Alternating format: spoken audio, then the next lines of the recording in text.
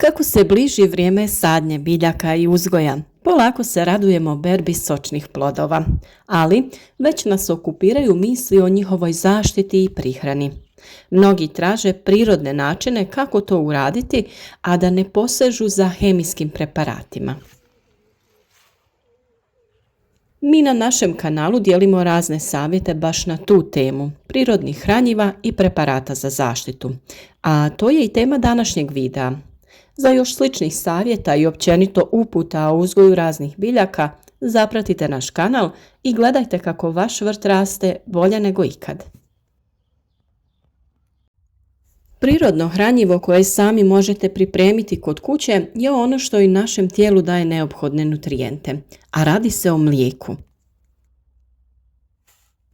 Vjerujem da ste se i vi našli u situaciji kada ste primijetili promjene na vašim biljkama i tražite neka prirodna rješenja.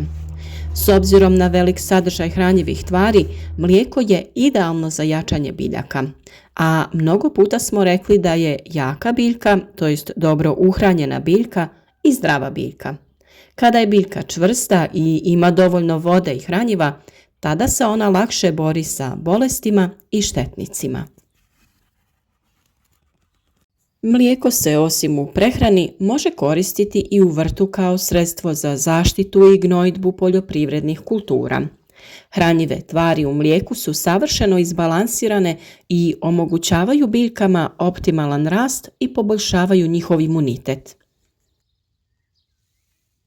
Mlijeko sadrži kalij, kalcij, sumpor, fosfor, magnezij, bakar, mangan, željezo i mnoge druge elemente. Ono se u vrtu može koristiti na različite načine, kao sredstvo za zaštitu od patogenih mikroorganizama, sredstvo za zaštitu od štetnika i kao prihrana. Kao hranjivo za biljke u vašem vrtu, mlijeko je idealna prihrana i kao pokretač raznih procesa u zemlji. Naime, iako mi to ne vidimo, u zemlji se događaju razni procesi. Kreću se hranjiva i biljka ih nekad ne uspijeva kvalitetno usvojiti. Mlijeko ne samo da za biljku sadrži prijeko potrebne nutrijente, nego i potpomaže proces usvajanja ostalog hranjiva prisutnog u tlu.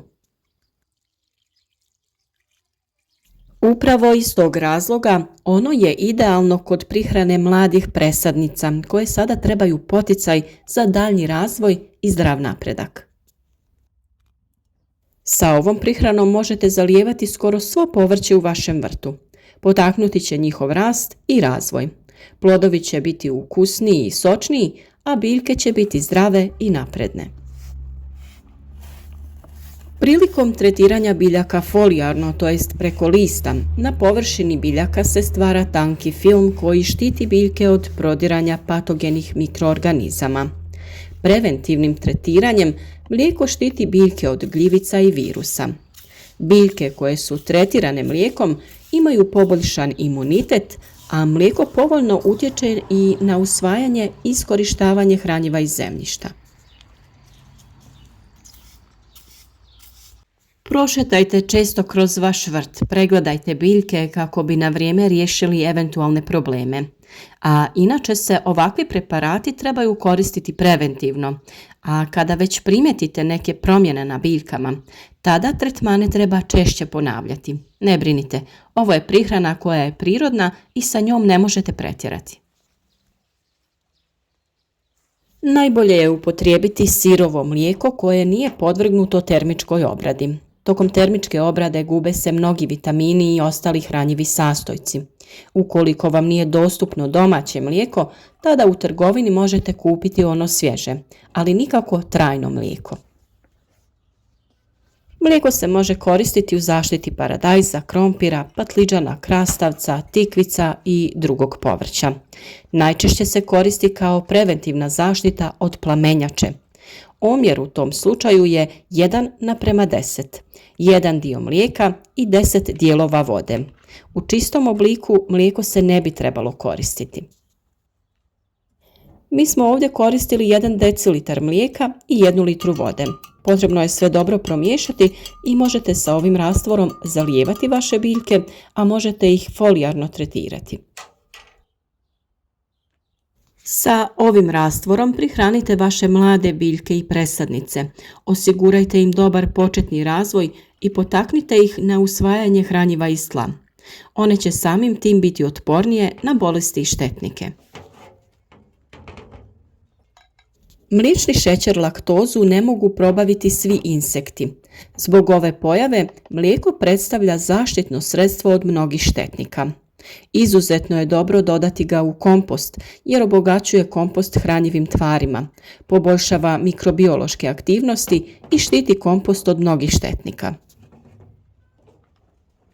Zbog sadržaja kalija, mlijeko je odlično u zaštiti povrća u vrijeme plodonošenja, posebno za ishranu paradajza. Za sobne biljke možemo također da koristimo mlijeko, ali ga treba izbjegavati kada su u pitanju sukulenti, to jest kaktusi. Kod njih mlijeko može izazvati propadanje. Sredina ljeta je period kada se ostvaruju optimalni uslovi za razvoj gljivičnih bolesti na povrtnim kulturama. Temperature su visoke i nakon kiše se ostvaruju idealni uslovi za zarazu fitoftorom, to jest dolazi do pojave plamenjače. Ova bolest može u potpunosti uništiti paradajz i krompir. Tu u priču dolazi kombinacija mlijeka i sode bikarbone. Ovaj pripravak se priprema od 1 litre mlijeka, 1 supene kašike sode bikarbone i 10 litara vode, te se koristi preventivno za tretiranje povrća kako bi se spriječila pojava plamenjače i pepelnice. Količina vode može se smanjiti na najmanje 5 litara.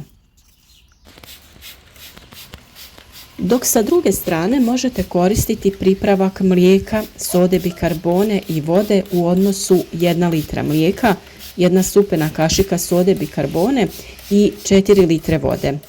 Pored ostalog povrća, sa ovim je najbolje preventivno tretirati krompir zbog plamenjače. Ovaj pripravak od mlijeka zaštitit će nadzemnu masu krompira od pojave ove bolesti, ali i spriječiti pojavu krompirove zlatice, jer ona i njene larve ne mogu da probave mlijeko. U proljeće je dobro započeti tretiranje grma ruže sa otopinom mlijeka i vode. Tretman se ponavlja svakih 7 do 10 dana tokom 2 mjeseca. Mlijeko će zaštititi ružu od bolesti i štetnika. Vaše voćke također možete tretirati sa ovim sredstvima i ukloniti nametnike poput biljnih ušiju.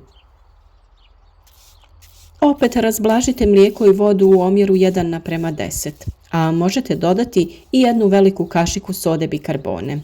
Sve dobro sjedinite i prskajte vaše voćke, posebno sa donje strane listova. Mlijeko se također može koristiti i kao gnojivo za krastavce, gdje je posebno istaknuto njegovo djelovanje. Ukoliko koristite mlijeko za gnojidbu krastavca, ubrzati ćete njegov rast. Mlijeko se koristi razblaženo sa vodom u odnosu 1:2. Gnojidbu je potrebno redovito ponavljati svako 15 dana. Mlijeko se može koristiti i kao zaštita od bijele leptiraste uši. Kao zaštita od ove štetočine koristi se kiselo mlijeko. Naime, 250 ml kiselog mlijeka razredi se sa 1 litrom vode. Sa ovom mješavinom potrebno je dobro poprskati biljke, posebno njihovu donju stranu listova. S obzirom da se veliki trud ulaže u uzgoj presadnica, pa nakon toga i u sam uzgoj biljaka, nedvojbeno je da treba biti uporan sa redovnim korištenjem ovakve vrste prirodnih pripravaka. Biljke je potrebno prihranjivati od samog početka uzgoja i naravno zaštititi kako bi bile snažne i plodonosne. U narednom periodu pripremamo vam još savjeta vezanih za prihranu i zaštitu biljaka, a naravno i sve detalje oko uzgoja svih vrsta voća i povrća. Pa zapratite naš kanal ukoliko želite biti u toku sa radovima u vrtu. Podržite naš rad, ostavite like ili podijelite video na vašim društvenim mrežama kako bi i drugi imali korist od naših savjeta.